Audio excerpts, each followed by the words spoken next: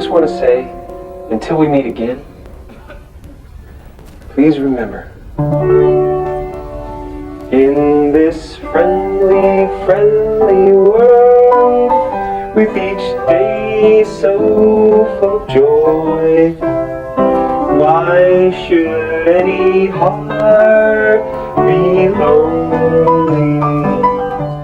اهلا، ازيكم؟ تفتكر لما اقول لك مين اكتر ممثل كوميدي او كوميديان في العموم مجنون تعرفه؟ اول اسم هيجي في بالنا في الغالب هيكون رامز جلال. لكن هو ده كان اجن واحد في التاريخ؟ لا، ما كانش اجن واحد، كان في واحد اجن منه بكتير واسمه اندي كوفمان. قصتنا بتبتدي في اواخر الستينات على مسرح كبير والحضور كومبليت، والناس كلها مستنيين الفقره الجايه اللي هي المفروض مغني. المسرح هادي والمكان جميل، وفي واحد واقف على المسرح في صمت تام ما بيطلعش اي صوت، والناس قاعدين مستنيين العرض يبدا، وفجاه وبدون اي مقدمات يبدا يغني. هو اللي كان بيعمله ما كانش يعتبر بالظبط غنى، هو كان بيجعر.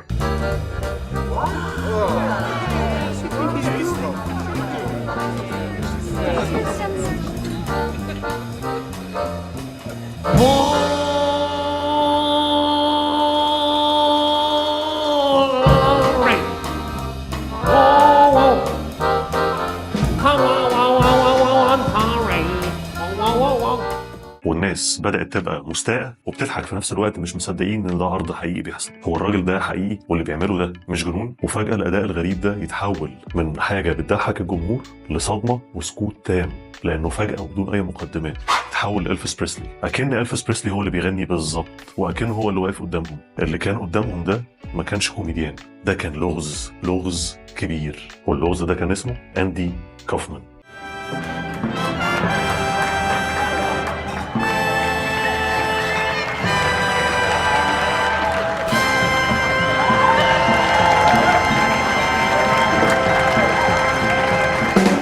عمرك فكرت في يوم إذا كان في حد في الدنيا كلها يقدر يعيش حياته بالكامل كمسرحية؟ مش بس بيمثل على المسرح، ده كان بيمثل في حياته الشخصية كمان.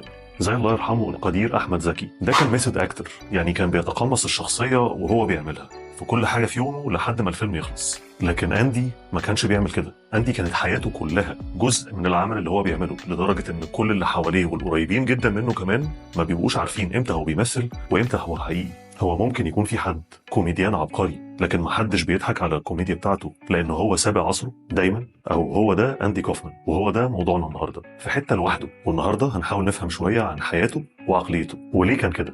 أندي من صغره كان بيحب يلعب، بس ما بيحبش يلعب بالألعاب. كان بيعمل عروض تمثيلية، يقلد شخصيات، يخلق عوالم جوه دماغه، وكأنه كطفل كان عايش في عالم خاص بيه لوحده بجد. لكن اللي كان بيميزه عن غيره انه كان شايف العالم كله مسرح حواليه، والناس مش مجرد متفرجين، لكن هم جزء من العمل بتاعه، جزء من مسرحية الحياة. هو كان عايش بمبدأ ما الدنيا إلا مسرح كبير، زي ما الأستاذ يوسف وهبي كان بيقول بالظبط. وطريقته موجودة في المسرح، لكن هو بيعمل ده من هو طفل، ما تعلمهاش. هو فعلا كان شايف الدنيا بمنظور مختلف. ولما كبر شوية بدأ يلف على النوادي والمسارح بتاعة نيويورك اللي كانت بتعرض عروض الكوميديا، لكن عروضه كانت أبعد حاجة عن الكوميديا، وهو كان مختلف تماما عن أي كوميديان تاني. مفيش نكت في العرض بتاعه، ومفيش مواقف كوميدية تقليدية في العرض. هو كان بيدخل على أساس إن هو شخص أجنبي مش أمريكي، وبيحاول يقلد الممثلين والمغنيين، لكن فاشل. والناس كلها في الأول كانت بتضحك عليه بس مش بتضحك معاه. لكن فجأة وبمجرد ما يتأكد إن الجمهور كله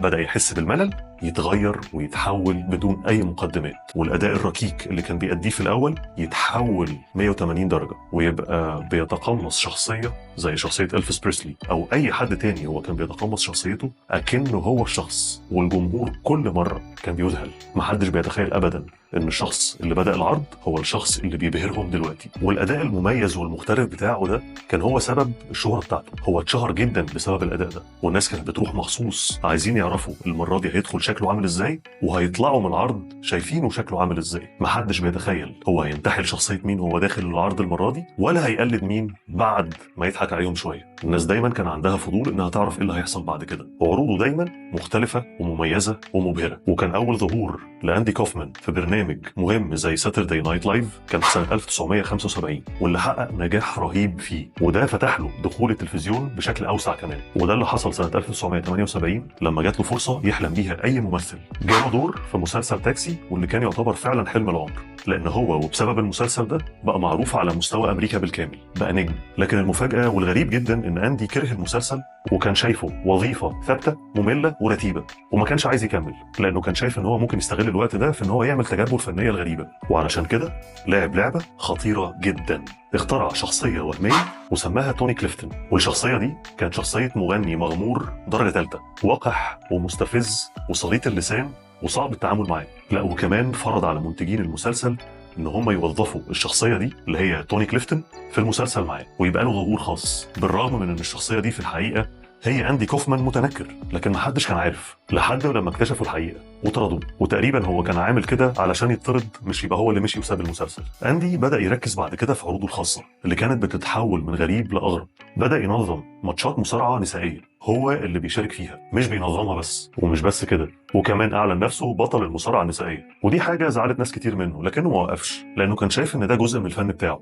وصراعه الاشهر كان مع المصارع جيري ذا كينج لولر، واللي كان على برنامج ديفيد ليترمان، واللي انتهى بخناقه على الهوا، واللي بعد كده الناس اكتشفوا ان كلها كانت تمثيليه مترتبه، وهو اللي عامل التمثيليه دي بكل تفاصيلها. نيجي بقى للسؤال المهم قوي، هو ليه اندي كوفمان كان بيعمل كل ده؟ في ناس كتير قوي اتكلمت وحاولت تحلل شخصيه اندي كوفمان. في بعض المحللين كانوا شايفين ان هو بيعاني من اضطراب الهويه الفنيه، وان هو كان بيشوف نفسه كعمل فني متحرك مش انسان عادي. اندي ما كانش بيضحك الناس، هو كان بيعمل معاهم وعليهم تجارب اجتماعيه. وعالم النفس إريك إريكسون كان شايف ان هو بيعاني من اضطراب هويه زي بعض الناس ما بيعانوا منه، وكان شايف برضه ان اندي عالج نفسه بطريقه مختلفه، طريقه خاصه جدا، هي ان هو يبقى كل الشخصيات في نفس الوقت، لانه دايما كان بيتنقل من حالات نفسيه متطرفه، من العبقريه مثلا للعبثيه، ومن الحزن للجنون التام بدون اي مقدمات. وفي راي تاني بيقول ان هو كان عنده اضطراب التجنب، وان هو كان بيهرب من العلاقات الطبيعيه مع الناس بالتمثيل المستمر علشان يعمل ده حاجز بينه وبينهم.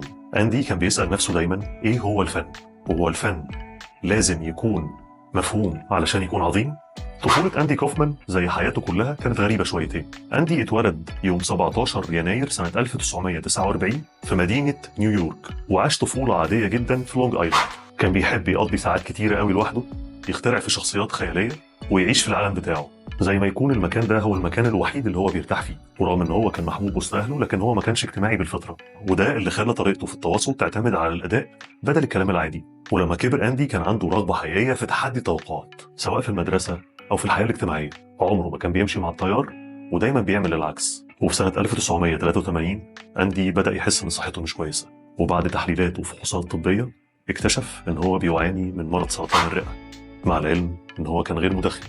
وفي بداية الخبر الناس كانت متخيلين ان دي نكتة او مقلب من المقالب بتاعته اللي هم متعودين ان هو عايش بيها زي كل حاجة تانية في حياته، بس هو كان مريض فعلا. وسنة 1984 مات أندي وهو عنده 35 سنة. بس هل هو مات فعلا؟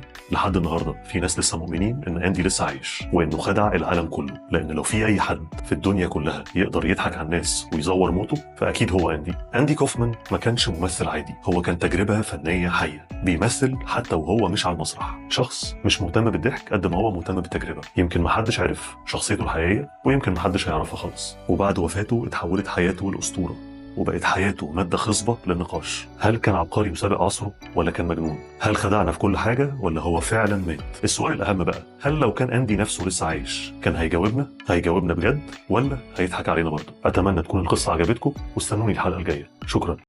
Hello, I am Jimmy Carter, the President of the United States.